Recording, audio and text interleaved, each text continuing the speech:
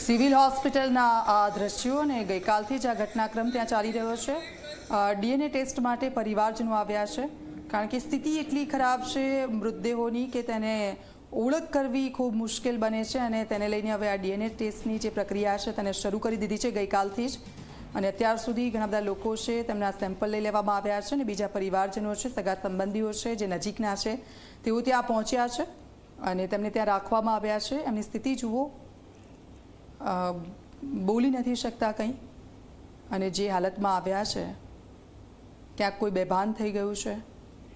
ગઈકાલથી આ જ સ્થિતિમાં તે લોકો આમથી તેમ ફરી રહ્યા છે કારણ કે મૃતદેહો સિવિલ હોસ્પિટલમાં છે અને તેમની ઓળખ કરવામાં આવશે ડીએનએના આધારે અને ત્યાર પછી જ પરિવારજનો છે તેમને સોંપવામાં આવશે। આપ જો એક નેશનલની ટીમ જોડાશે, એફએસએલની એક ટીમ છે અને જેમ બને એમ આ ડીએનએ છે તેનો રિપોર્ટ જલ્દી આવે અને વહેલી તકે તેમના પરિવારજનોને તેમના મૃતદેહ સોંપવામાં આવે તેવી કામગીરી કરવામાં આવી રહી છે। જેટલા લોકોના ડીએનએ સેમ્પલ લેવાના બાકી છે તે પરિવારના લોકો ત્યાં પહોંચી રહ્યા છે અને ડીએનએ સેમ્પલના આધારે પરિવારના લોકોને મૃતદેહ આપવામાં આવશે। બંસી જે દીક્ષિતા, જે રીતે જોઈએ તો આપણું તંત્ર જે દુર્ઘટના ઘટી છે ત્યારથી જે કામે લાગ્યું છે, સતત કામગીરી કરી રહ્યું છે અને ગઈકાલથી જ ડીએનએના સેમ્પલ લેવા માટેની કામગીરી પણ તુરંત હાથ ધરવામાં આવી હતી। તો હાલ પણ પરિવારજનો જે ડીએનએ ટેસ્ટ આપવા માટે પહોંચ્યા છે, ડીએનએ માટે પહોંચ્યા છે, તો દરેક લોકો બે દ્રશ્યો આપ જુઓ। સિવિલ હોસ્પિટલમાં જે લોકો ઇજાગ્રસ્ત થયા હતા, જે સારવાર લઈ રહ્યા છે તે લોકોને પ્રધાનમંત્રી મળ્યા, તેમને ખબર અંતર પૂછ્યા, શું થયું હતું એ વખતે, કઈ રીતે તમે અહીંયા આવ્યા, લાવવામાં આવ્યા હતા, શું હતી એ સ્થિતિ અને તેનું વર્ણન કરતા આ જે ઇજાગ્રસ્તો છે બંસી એ આપણે જોઈ રહ્યા છે। જી, તો પ્રધાનમંત્રી મોદી જે સ્થિતિની સમીક્ષા કર્યા બાદ જે આપણે હાલ તે ઇજાગ્રસ્તોને મળ્યા છે તેઓને આશ્વાસન પણ આપી રહ્યા છે, સાથે ડૉક્ટર પાસેથી પણ માહિતી લઈ રહ્યા છે કે કેવી સ્થિતિ છે, જે ઘાયલો છે તે કેવી રીતે તેઓની શું સ્થિતિ છે તેને લઈ। તો હાલ પ્રધાનમંત્રી મોદી જે રીતે તમામ પૂર્ણ ઘટનાની જે દુર્ઘટના સર્જાઈ બંસી આ એ વ્યક્તિ છે કે જે આ તમામ મુસાફરોમાંથી બચી ગયો છે। રમેશ નામનો આ વ્યક્તિ છે, દીવથી તે અહીંયા આવ્યો હતો અને લંડન જવાનો હતો। બિઝનેસમેન છે આ વ્યક્તિ અને પત્ની અને તેમની પુત્રી છે એ લંડનમાં છે અને આ વ્યક્તિ એક્ઝિટ પાસે બેઠો હતો, તેણે પોતાના અનુભવ પણ કહ્યા અને એ બચી ગયો છે। જી, અને અન્ય જે ઘાયલ લોકો છે તેઓની પ્રધાનમંત્રી મોદી મુલાકાત લઈ રહ્યા છે, સાંત્વના પાઠવી છે અને ખાસ કરીને જે આ દુર્ઘટના સર્જાઈ છે તેને લઈ પ્રધાનમંત્રી મોદી સતત ગઈકાલથી નજર રાખી રહ્યા છે અને આજે તેઓ પહોંચી ચૂક્યા છે ઘટના સ્થળની મુલાકાત લઈ સ્થિતિની સમીક્ષા કરી રહ્યા છે। આપ આ બે દ્રશ્યો જોઈ રહ્યા છો ટીવી સ્ક્રીન પર।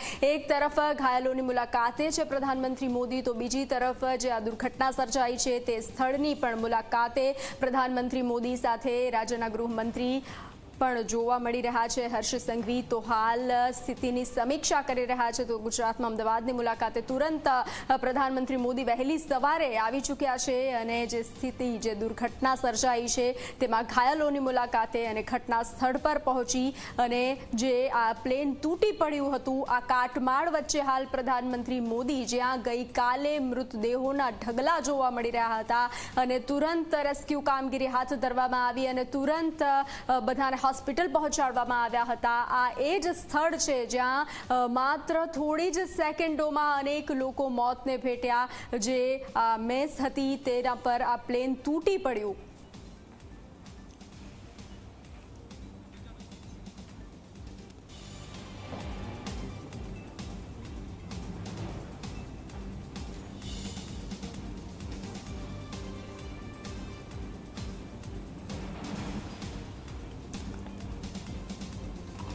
બંને દ્રશ્યો બતાવી રહ્યા છે આપને સિવિલ હોસ્પિટલ ખાતે જ્યારે પ્રધાનમંત્રી પહોંચ્યા, ડોક્ટરોની એક ટીમ હતી, બધા ડોક્ટરો ગયા। એક દુઃખ જેવી વાત છે, જે સેવક હતા, નાગરિકના સેવક ડોક્ટરો ગયા, બસ દુઃખ જેવી છે। ભગવાને આવું ક્યારે નહોતું વિચાર્યું કે આવું થશે। મા બાપને સુખ શાંતિ આપે, સુરભુતિ અને શાંતિ સલામતી આપે।